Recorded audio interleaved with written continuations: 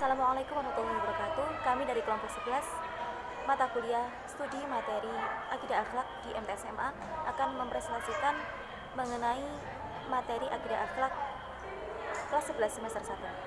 Selamat menyaksikan. Poin pertama yaitu mengenai sejarah ilmu kalam. Perlu diketahui bahwasannya munculnya aliran-aliran dalam Islam ini bermula dari awal perkembangan Islam, yaitu pada pemerintahan Utsman bin Affan yang pada saat itu masih mempunyai satu corak akidah.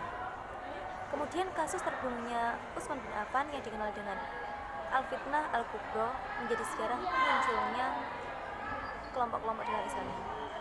Kemudian setelah kepemimpinan Utsman bin Affan dilanjutkan oleh kepemimpinan Ali bin Abi Thalib, yang mana sekaligus beliau itu menerima estafet kepemimpinan dalam suasana politik yang sangat kacau dan memunculkan suatu peperangan, karena perang tersebut ditujukan agar semua masyarakat Islam itu tunduk pada pemerintahan Ali bin Abi Thalib seperti itu. Untuk menghindari peperangan tersebut, maka diambil jalan tengah dengan melakukan suatu peristiwa tahkim, di mana yang diharapkan untuk menyelesaikan konflik pada saat itu. Namun yang terjadi malah sebaliknya, malah membuat semakin kacau pemerintahan Ali bin Abi Thalib, sehingga muncullah kelompok yang disebut kelompok Khawarij, yaitu kelompok yang keluar dari pemerintahan Ali bin Abi Thalib, yakni tidak mendukung adanya tahkim tersebut. Dari peristiwa tahkim tadi menyebabkan munculnya beberapa aliran. Yang pertama yaitu aliran Syiah. Aliran Syiah yaitu aliran yang mendukung kelompok Ali bin Abi Thalib sebagai penguasa atau pemerintahan pengganti Utsman bin Affan. Munculnya aliran Syiah ini tidak terlepas dari tokoh kontroversial yang bernama Abdullah ibnu Saba, yang merupakan seorang pendeta Yahudi yang pura-pura masuk Islam untuk menghancurkan Islam dari dalam. Salah satunya itu dengan menyebar fitnah Khalifah Utsman bin Affan dan menyanjung Ali bin Abi Thalib secara berlebihan sehingga mendapat sambutan baik dari masyarakat muslim. Menurut Kiai Haji Sirajuddin Abbas, bahwa Syiah terpecah menjadi 22 golongan, diantaranya yaitu Syiah Sabaiyah, yang dikenal dengan Syiah yang berlebihan, karena di samping mempercayai Ali bin Abi Thalib, juga menyebarkan bahwa malaikat Jibril keliru dalam menyampaikan wahyu Tuhan yang seharusnya diturunkan kepada Ali bin Abi Thalib, malah justru diturunkan kepada Nabi Muhammad SAW. Kemudian selanjutnya Syiah Kaisaniyah. Syiah ini pengikut Mukhtar bin Ubay Al-Thaqafi, yaitu golongan yang tidak mempercayai adanya ruh Tuhan dalam tubuh Ali bin Abi Thalib, tapi mereka yakin Imam Syiah adalah imam maksum dan mendapat wahyu. Kemudian selanjutnya yaitu Syiah Ismailiyah, yaitu Syiah yang hanya mempercayai 7 imam, mulai dari Ali bin Abi Thalib hingga Ismail bin Ja'far As-Shadiq yang lenyap dan keluar pada akhir zaman. Syiah ini berkembang di Pakistan dan merupakan murid Aga Khan. Kemudian selanjutnya yaitu Syiah Zaidiyah. Syiah ini merupakan pengikut Imam Zaid bin Ali bin Husain bin Ali bin Abi Thalib. Mereka tidak mengkafirkan Abu Bakar, Umar, dan juga Utsman, walaupun meyakini bahwasannya Ali bin Abi Thalib lebih mulia dari ketiganya. Kemudian aliran selanjutnya yaitu aliran Murji'ah. Kata Murji'ah berasal dari bahasa Arab yang artinya menunda.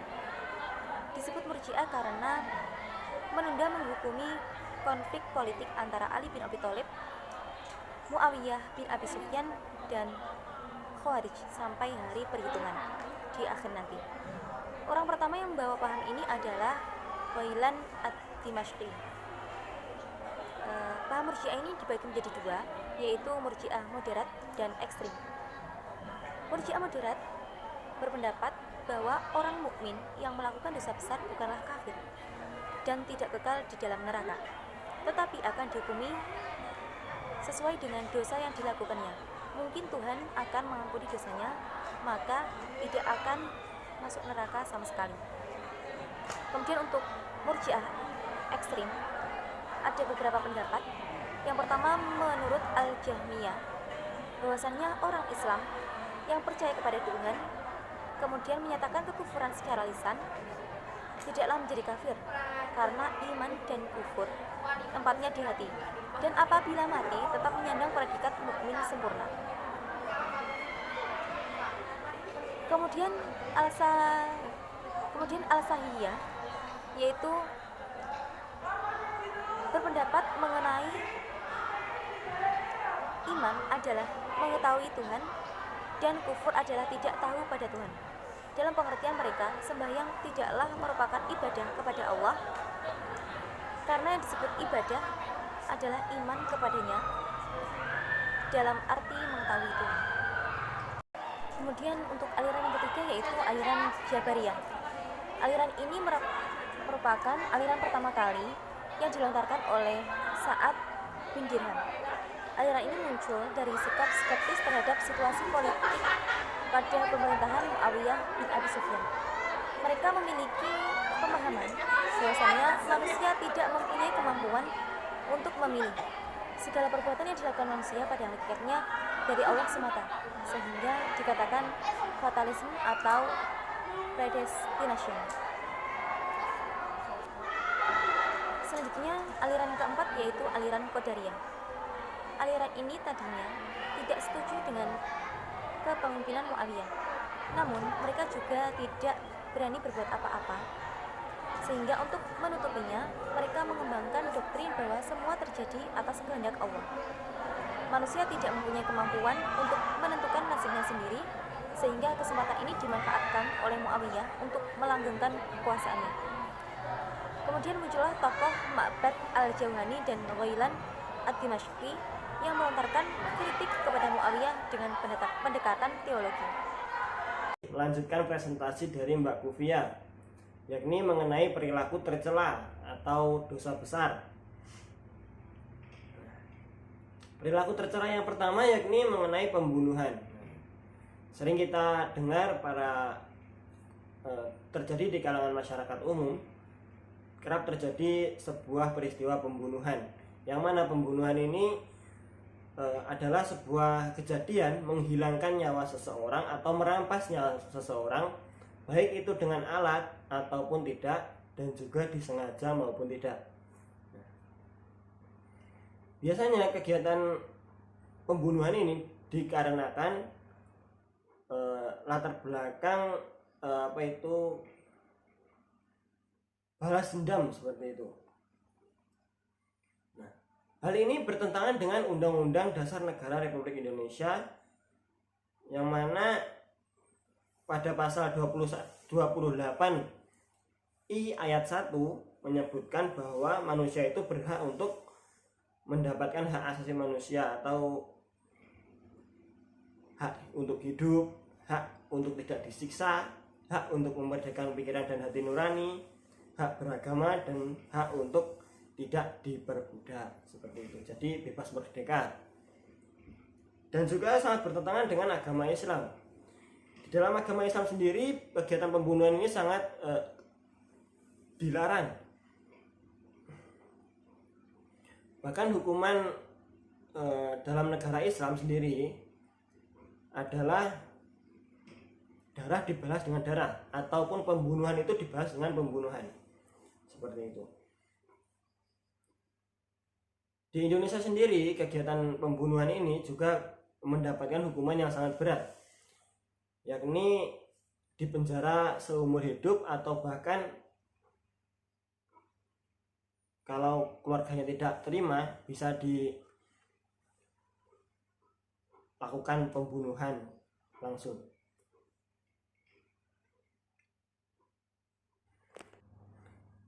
Oke, yang kedua yakni perbuatan liwat. Nah, liwat atau biasa kalau di negara kita disebut dengan homoseksual. Nah, kegiatan ini bertentangan dengan kegiatan atau aktivitas yang sering terjadi di masyarakat, yang mana homoseksual ini sering terjadi ketika seorang laki-laki berhubungan intim dengan seorang laki-laki. Nah, itu kan tidak masuk akal gitu.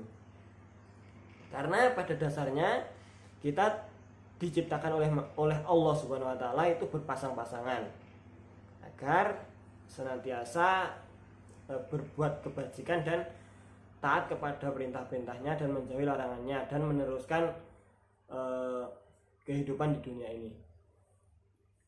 Liwat sendiri diambil dari zaman Nabi Nuh alaihissalam. Pada zaman Nabi Nuh alaihissalam, para kaumnya itu banyak yang melakukan liwat atau hubungan homoseksual seperti itu. Jadi akhirnya dilaknat oleh Allah Subhanahu wa taala ya, dengan diberikan sebuah azab kepada para pengikut Nabi Nuh alaihissalam. Yang selanjutnya yakni LGBT. LGBT ini tidak jauh dari pembahasan liwat tadi, yang mana LGBT ini adalah sebuah singkatan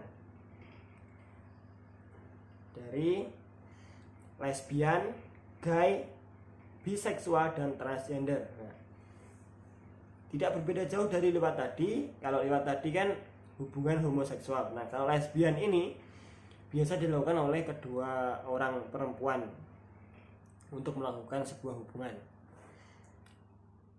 Ini sangat bertentangan juga dengan kebiasaan di masyarakat, juga sangat bertentangan dengan agama Islam, yang mana Allah Subhanahu wa taala telah menciptakan manusia dengan sebaik-baik bentuk dan juga berpasang-pasangan.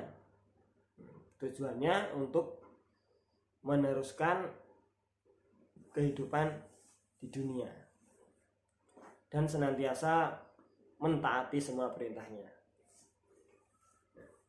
Akibat dari LGBT ini yang dirasakan oleh orang-orang yang melakukannya adalah hilangnya rasa malu yang pertama. Yang kedua, kegiatan ini bertentangan dengan ajaran agama ya tadi. Yang ketiga, menimbulkan masalah kesehatan. Jadi kegiatan LGBT ini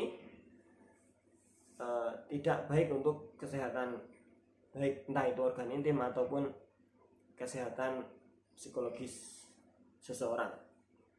Hak tercela yang selanjutnya yakni minum khamr, berjudi, dan juga mencuri. Nah, ketiga hal ini sangat dilarang dalam agama Islam karena selain merugikan diri sendiri juga merugikan orang lain, menyimpang dari agama dan juga dari negara. Minum khamr biasanya dilakukan oleh para kaum muda, utamanya untuk menghilangkan rasa kesal di dalam hatinya, entah itu rasa kecewa karena patah hati ataupun karena desakan ekonomi. Mereka mengambil jalan tengah untuk minum minuman keras sehingga menghilangkan sejenak, menghilangkan secara tidak lama itu, sejenak melepaskan masalah di dunia seperti itu. Itu terdapat akhlak tercela mengenai durhaka, korupsi, memakan harta anak yatim, dan meninggalkan sholat. Nah, ini sangat sungguh rugi sekali orang-orang muslim terutama yang melakukan hal tersebut. Nah, seperti halnya maling kundang ini, kaya raya sudah kaya raya tetapi akhirnya dikutuk menjadi batu karena beliau lupa dari mana asalnya sehingga bisa menjadi seorang yang kaya raya itu. Yang kedua, korupsi. Nah, ini juga sangat berdosa sekali orang-orang yang melakukan korupsi ini. Sehingga di negara kita para koruptor-koruptor itu dihukum dengan dimasukkan ke dalam penjara. Ada juga yang hingga dihukum mati seperti itu. Yang selanjutnya memakan harta anak yatim. Nah, ini sangat berdosa sekali, karena di dalam hadis disebutkan barang siapa memakan harta anak yatim sama dengan ia memakan bangkai saudaranya sendiri. Masya Allah. Yang selanjutnya yakni meninggalkan sholat. Nah, mengapa meninggalkan sholat sangat merupakan akhlak tercela? Karena sholat adalah tiang agama. Nah, as-sholatu imaduddin, seperti itu. Perkara yang pertama yang dihisab nanti di akhirat adalah sholat. Barang siapa yang sholatnya baik, niscaya insya Allah amal-amal yang lainnya juga akan baik.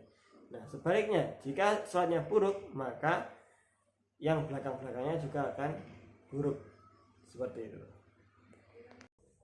Baik, selanjutnya saya akan menjelaskan mengenai adab-adab yang baik. Yang pertama mengenai adab berpakaian. Nah, ketika kita hendak bepergian, alangkah baiknya kita menggunakan pakaian yang sopan. Bagaimana pakaian yang sopan itu? Pakaian yang sopan adalah pakaian yang menutupi aurat. Ya. Untuk laki-laki auratnya dari pusar hingga lutut. Ya. Untuk perempuan seluruh tubuh kecuali telapak kaki, telapak tangan dan juga wajah. Nah. Yang kedua yakni mengenai adab berhias.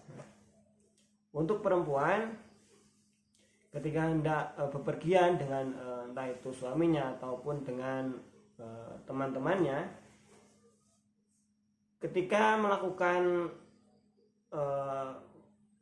menghias wajah itu sebaiknya tidak usah terlalu tebal-tebal, ditakutkan nanti menimbulkan syahwat. Nah, ketika menimbulkan syahwat itu tidak hanya yang melihat saja, tidak hanya yang timbul saja yang mendapatkan dosa, tetapi seseorang yang menyebabkan timbul syahwat tadi juga mendapatkan dosa. Nah, dalam sebuah hadis disebutkan bahwasanya wanita itu berhiaslah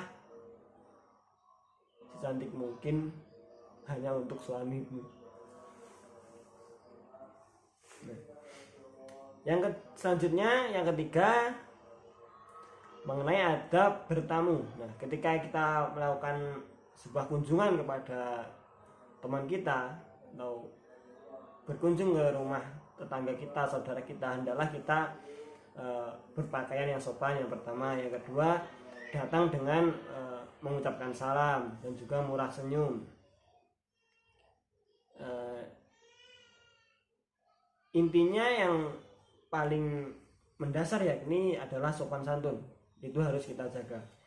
Nah, yang terakhir yakni mengenai adab menerima tamu. Kita sebagai tuan rumah harus menjamu tamu sebaik mungkin, perlakukan tamu sebagai layaknya seorang raja. Kita hidangkan apa yang kita punya, kita jamu, kita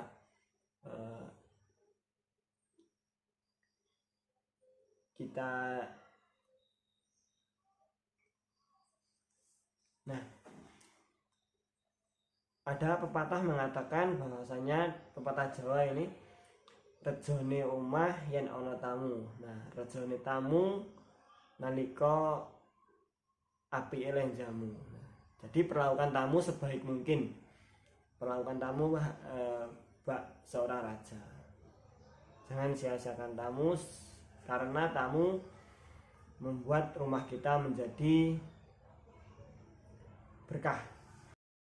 Kemudian untuk materi yang terakhir di pembahasan ini yaitu mengenai sifat-sifat utama putri Rasulullah Fatimah Az-Zahra dan juga Uwais Al-Qarni.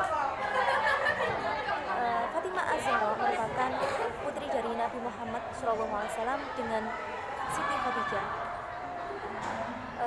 yang merupakan perempuan yang lahir dengan kecantikan serta kecerdasan yang mengesankan, penuh dengan kesabaran, taat kepada orang tua, dan mandiri. Karena sejak masih kuliah, dia Fatimah Az-Zahra ini harus menggantikan peran ibunya mengurus kebutuhan Rasulullah SAW.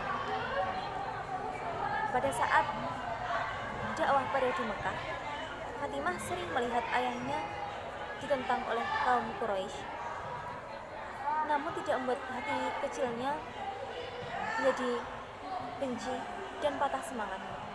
Ia menjadi penyejuk hati dan pendukung dakwah sang ayah. Fatimah menjadi perempuan yang mulia, kuat, tegar, dan penuh kesabaran. Ia juga tumbuh menjadi perempuan mulia yang sangat menjaga harga dirinya. Kemudian untuk keutamaan Fatimah Az-Zahra ini juga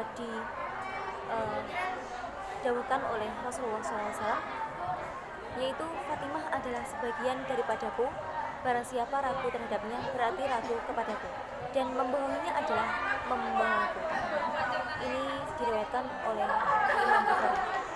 Kemudian Rasulullah juga bersabda, tidakkah engkau senang jika engkau menjadi penghulu bagi wanita seluruh alam? Hadis riwayat Bukhari yang ini ditujukan kepada Fatimah. Dan masih banyak hadis-hadis lain yang menjelaskan bahwasannya Fatimah Az-Zahra ini merupakan suatu wanita tertinggi dari semua wanita umat atau wanita mukmin. Kemudian Uwais Al-Qarni. Uwais Al-Qarni adalah penduduk Yaman, daerahnya dari daerah Oren dan kabilah Murad. Ia hidup sebagai anak yatim, namun tidak membuatnya patah semangat juga. Beliau malah sangat mencintai dan berbakti kepada ibunya. Uwais Al-Qarni pernah mengidap penyakit kusta, lalu berdoa kepada Allah SWT sehingga diberi kesembuhan, tetapi masih ada bekas sebesar dirham di kedua lengan. Teladan yang dapat diambil dari Uwais Al-Qarni yaitu sosok pribadi yang sederhana, tidak berkelimang harta, kemudian menerima ujian hidup dengan ikhlas, tetapi tidak meninggalkan usaha serta kerja keras untuk keluar dari ujian hidupnya, termasuk ketika diuji dengan penyakit kusta. Kemudian hormat dan taat kepada ibunya, sehingga sebagian hidupnya digunakan untuk merawat dan mendampingi ibunya. Dan yang terakhir, tidak mau diperlakukan istimewa oleh penguasa yang saat itu, yaitu ingin mengistimewakan Uwais Al-Qarni ini. Namun Uwais Al-Qarni justru sebaliknya, dia ingin diperlakukan sama dengan rakyat yang lain.